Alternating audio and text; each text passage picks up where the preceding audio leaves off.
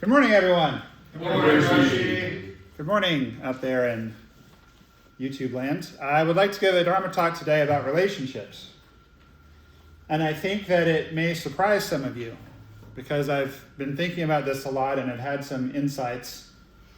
I have some Zen stories and allegories to go with it, but I think the most relevant piece here from a Zen perspective is impermanence and probably no self, which are, well, actually, I think all three marks of existence: suffering or difficulty, no self, and impermanence. I think all apply to our relationships. Would you all agree? Mm-hmm. Yes. Because our self is always changing, which means by nature our relationships are always Changing. right. And also our self is dependent upon others, which means that your relationships actually are you in a certain sense. My wife likes to say, show me your friends and I'll show you your future. I've also heard, you are the product of the 5 people you spend the most time with. If you think about it, if you're spending time with hooligans, you're probably going to be encouraged to do hooligan behavior. If you're spending time with people who have a certain set of ethics, values, and principles, you're probably going to be encouraged to follow those. Everyone with me so far? Mm-hmm. Mm-hmm. I have been in a period of shedding relationships, which I don't particularly enjoy because I'm a very loving person and my sort of core wiring is once we're in relationship, I'd like to stay in relationship. However, not everyone feels that way toward me, and it's also not the nature of reality. The nature of reality is impermanence. You can be in a relationship with someone for 50 years, but eventually one of you is going to what? Die. Right. And that is not necessarily going to end the relationship, but it's certainly going to change it. So as I've been sitting with some conflict and some endings of relationships, I've come to realize 2 things that I'd like to share with everyone. And I'd like us to have some discussion about this. I'm not just saying this is how it is, but I think it's interesting to discuss. I have spent 49 years operating under the assumption that the natural state of relationships is serenity and peace and connection. I have come to conclude that the natural state is conflict, like the default state, right? Something that I tell my coaching clients is that you're either going to do life by design or by default. It's true of your life, it's true of your business, it's true of your marriage, it's true of everything. If Ryan and the team gave no thought to what happened around here, Red Mountain would default to certain things. But instead it's designed to do certain things. Does that make sense to everybody? If you default to certain things, you might be a very mellow, very kind of accepting person. So you might default to kind of this homeostasis where everything's just kind of fine, which is good unless you want to accomplish anything, in which case you need to design yourself into some effort. Does that make sense? Mm-hmm. In the same way, you might by nature be a bit testy. So by nature, your life's going to have a lot of conflict unless you intentionally chill out a little and be more empathetic. Everyone with me so far? Yes. Yes. Okay. But the default setting is going to be that you and whomever are going to have conflict because the first noble truth is dukkha, which includes conflict. Life is difficult. We see things from different perspectives. So it's not so much that the natural state is peace, and then when conflict arises, you need to deal with it. It's more that the natural state is conflict, and if you desire peace, you have to make an effort. Does everyone follow the notion of that, whether you agree with it or not? Yes. Okay. So the second epiphany I've had is that the natural state of relationships is to not have a relationship. Mm. How many people on the planet now? 6 billion? 8 billion. Oh, I beg your pardon. We're doing well. Better than I thought. 33% improvement. Okay, so I can't really fathom the number. Like when I'm sitting at a concert or a baseball game and I look around and I realize there's 10, 20, 30,000 people there, I can't even quite manage that. Like all of these people have their own thoughts, history, desires, shame, whatever. So when you think about 100,000 people is about 3 full Fenway Parks, right? So then we times that by 10, now you have 1 million people. 1,000 million is 1 billion, and we have 8 of those. So would you all not agree that the natural state is for you to not have a relationship with those 8 billion people? Because you can't even meet them all, let alone know them. So it is unusual to have a relationship of any kind with anyone. Right?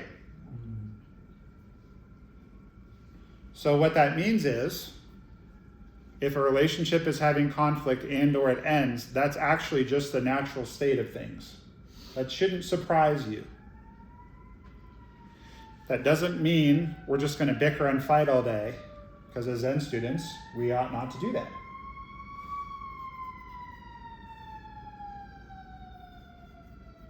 I'm trying to think of a clever comment to make about the siren. Could be that's responding to a conflict, right? Probably is. It's the natural state of our relationships to end. So if a relationship ends, what are the circumstances in which we should pursue reviving it? There's a televangelist named Joel Osteen who is very well known.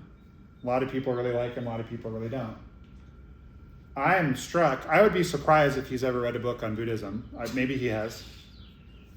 But I'm always surprised when I hear him speak at how sort of dharmic some of his points are. One of the things he likes to say is, don't put a comma where God has put a period. Don't put a comma where God has put a period. That's over. But. Right? So first of all, do you guys agree that the natural state is conflict? If we make no effort and the other party makes no effort, conflict will naturally ensue? Yeah. Oh, most of the time? Yeah. Kind of. Technically, I don't know. Yeah. From my experience, no, I agree. From my experience, the relationships that last are the ones that I'm allowed to be mad at. That's correct. Relationships that last are the ones that I'm allowed to be mad at. One of my dearest friends, who also happens to be one of my Dharma successors, Fuso Sensei, likes to say that he loves conflict. Well, that's a strange thing to say. Why would you love conflict? Because it either brings you closer together with someone or it gets someone out of your life that's not serving you. Isn't conflict that either brings you closer or pushes someone further away better than simmering tension that drains your energy and never goes anywhere? Right? Also, the default setting is non-relationship, either because you never meet the person or because you never connect or because life takes you in different directions. Do you all agree with that? So what does that mean? This might sound very cynical. The default setting is for you to have conflict and relationships to end. Well, then why should I bother meeting anyone? Well, it's the same thing whether there's value in anything with impermanence. There's value In anything with impermanence. in anything with impermanence. Because it's unique. It's unique and it's precious, right? It's like... I'm lonely, so Yeah. I'd like to meet people. That too. That makes sense. There's a lot of apps for that. Cool. I'll check them out.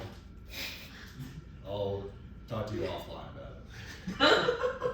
Or are you throwing Tinder into the flame? So not on an app? So, now I prefer, I think, just my day-to-day. I don't know if I'm with you on the default is conflict.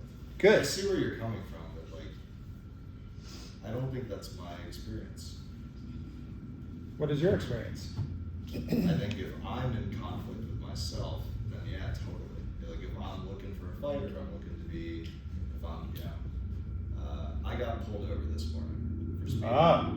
And that's one where my default used to be a very specific thing, which is like freak out and be upset at myself, and probably also at the opposite. Because I was going 51 and a 40, which is like not that, that's you could have looked the other way. And like, what do I have choice over? Like my attitude Right. and how I show up. And That's right. We had no conflict. It was like a very, it's totally up to me. And so I guess for me, I would like to choose that my default be not conflict. Okay, so what's the problem with what he's saying in the context of what I'm saying? I think there is conflict happening right now where you both have different views. That's true. And those are clashing.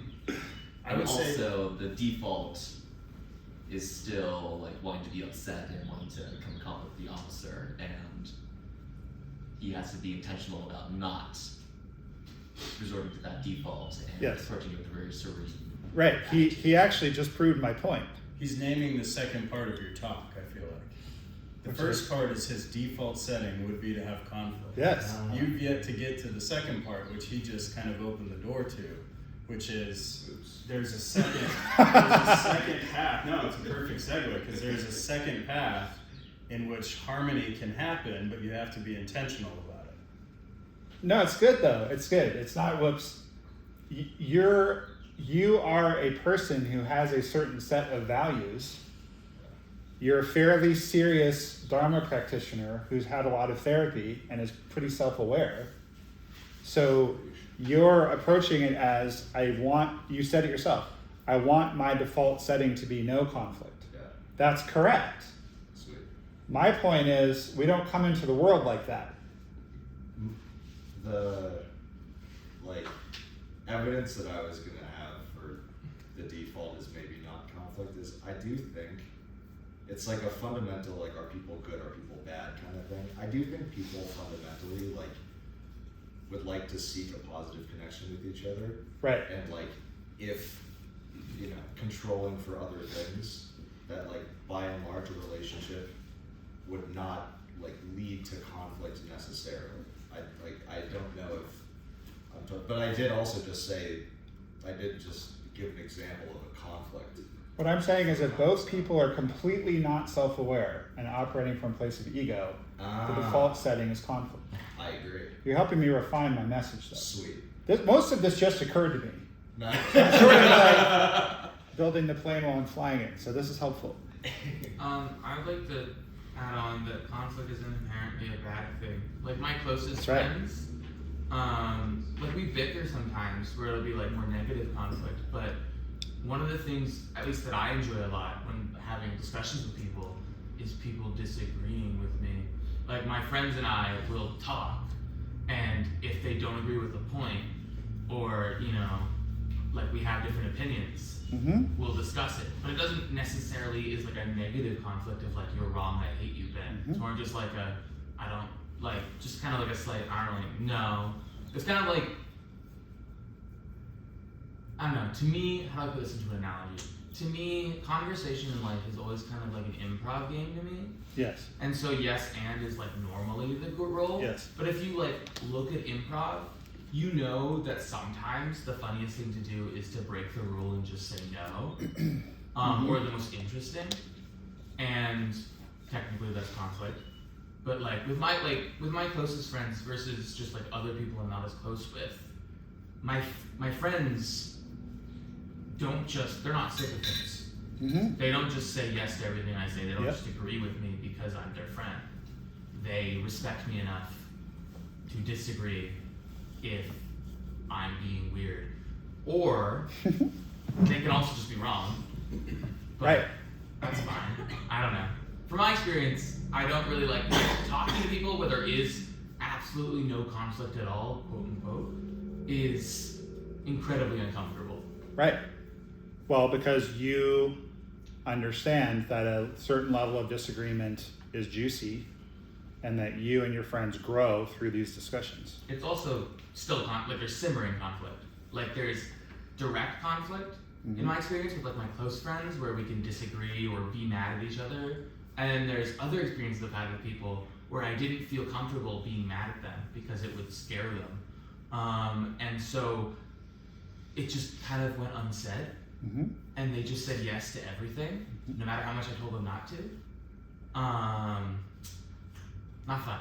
Well, that's also a form of conflict. Indeed. No, that's very good.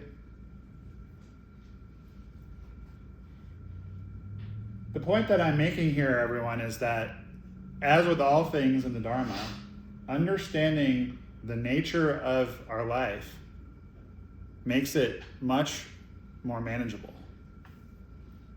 If you're going into this thing thinking, I should feel pleasure at all times, you are going to be sorely disappointed. If you're going into it thinking, and again, I'm not proselytizing or trying to make everyone believe this. It's just these are the things that the Buddha taught that have been passed down, and they seem to make sense to me. So if they make sense to you, that's great. If they don't make sense to you, just leave them on your cushion. For me, I was actually very turned off when I was first exposed to Zen because I thought it was very pessimistic. Oh, life is permeated with difficulty and suffering. That's not my experience. I'm having a good time, right? But coming to understand that if we expect difficulty, then when it comes, we're not surprised and we're able to work with it in a more skillful way that doesn't generate more difficulty. If we're expecting conflict to arise, then it is not as big a deal.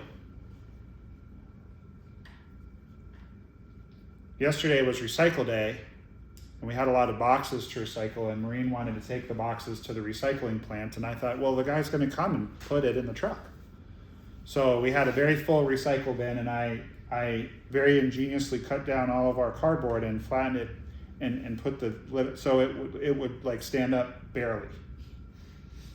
And there was no wind. And she goes, the wind is going to catch that, and it's going to knock over the bin, and the recycle's going to get everyone. I was like, no. Well, of course, that is what happened. It got windy later. So she goes, hey, I picked up the recycle that was all over the yard, but I left the cardboard in the garage for you to deal with, since I offered and you didn't want me to. So I went inside and I said, when you're right, and I will deal with the recycle tomorrow. And then she continued to tease me about it, and I took it wrong because I was stressed. I'd gotten a work call on my way home, and I was stressed, and I was like, I'm doing the best I can to take responsibility here. And she goes, chill. So then my next impulse was to go, don't tell me to chill. We've all been there. She goes, chill, I'm just teasing you. And I was like, okay. She's like, wow, I was really looking forward to you coming home, and now I'm not so sure. And I said, because I'm a 23-year veteran of this relationship, I said, you're still looking forward to me being here. It doesn't matter. And we just got right past it. But how many times do we overreact because we're expecting the other person to not escalate? But if we are expecting the other person to escalate, then it's a pleasant surprise when they don't. And when they do, we just kind of go, well, there it is. How do I want to handle it? You guys follow what I'm saying? You cannot eliminate your challenges, but they will be less so if you understand the nature of you're going to have challenges. Things are impermanent.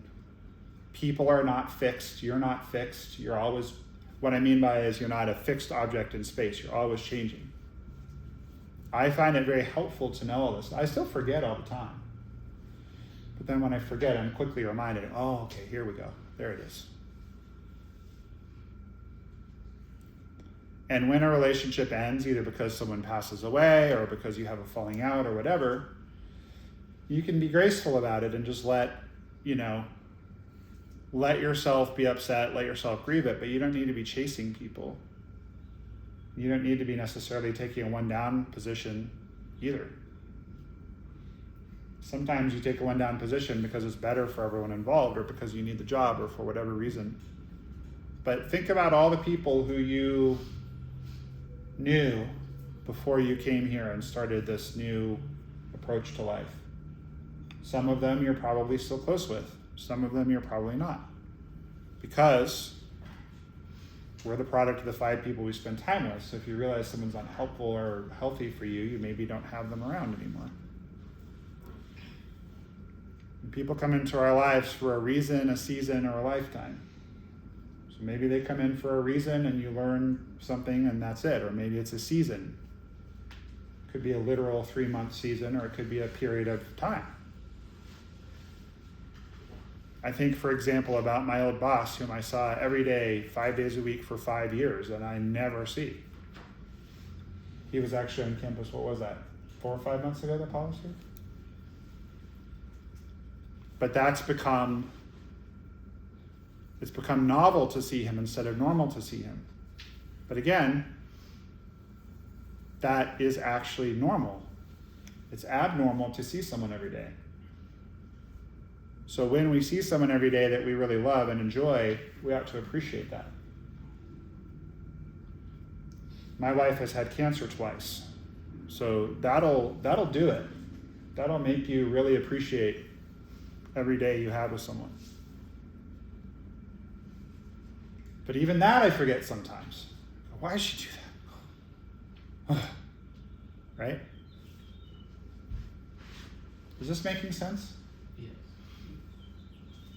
So, as always, my intention and my hope is just to help you guys kind of, lift your gaze a little. We tend to kind of be looking down and kind of focused on, Bless you. God bless you. I have to be at this place at this time, and this person said this, and I didn't like it, and this thing is unfair, and da-da-da. And if we kind of lift our gaze and go, okay, I'm having a human experience. My human experience is actually remarkably similar to 8 billion other human experiences going on right now. Not to mention the billions that have come before me and the billions that will come after me.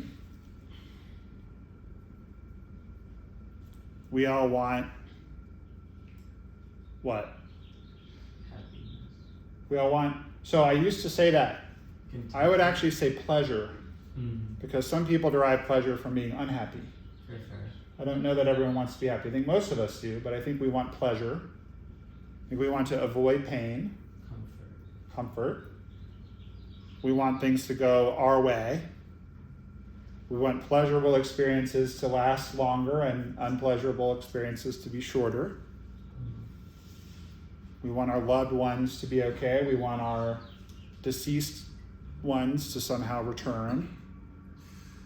When things are going well, we want them to stay that way. When things are not going well, we want it to not stay that way. But impermanence doesn't care. Impermanence is going to happen whether we like it or not. Speaking of impermanence, my late teacher,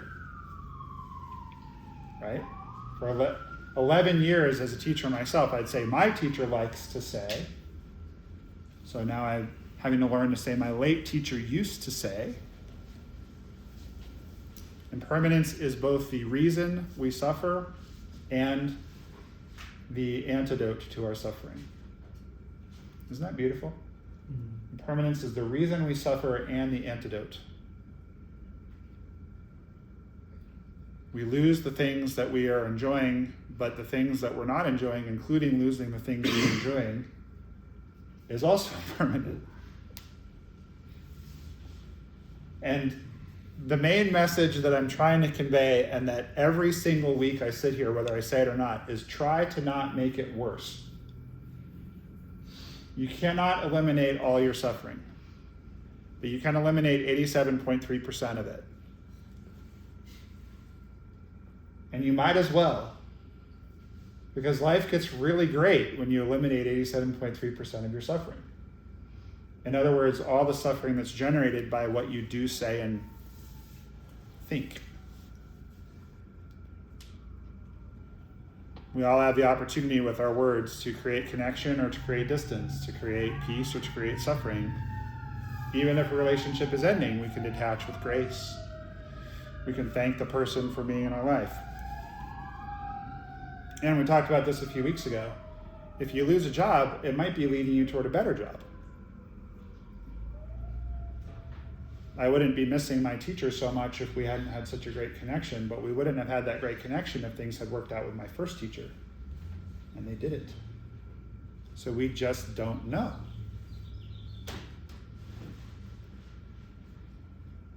Try when you're upset to come to the cushion and just be with it and consider it is the nature of things to be difficult. If I'm encountering difficulty, it's no surprise. If I'm not encountering difficulty, that's to be celebrated. It is the nature of things to fall apart and end. If things are falling apart and ending, I should embrace that and embrace the new thing that's going to come into its place. Because nature abhors a vacuum. If you lose a friend, you're going to get another friend. If you lose a lover, you're going to get another lover. That's just the nature of things. If something is continuing, something is enduring. How long have we known each other? 10 years. 7, probably, 7? at this point. You, I think it's 6.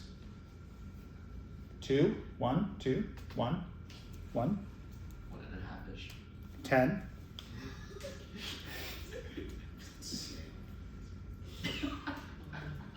And when you get to be an old fart like me, you start thinking about your internal relationships as well. I have a relationship with the Dharma that's been going on for 30 years. It started when I was 19, now I'm 49. Relationship with my sobriety. That actually also started 30 years ago. But I have 20 years at the moment of continuous sobriety. That's a whole other story. Any relationship that's enduring, whether it's inside of you or outside of you, is a blessing. It is an anomaly. It's unusual. Embrace it, enjoy it, cherish it.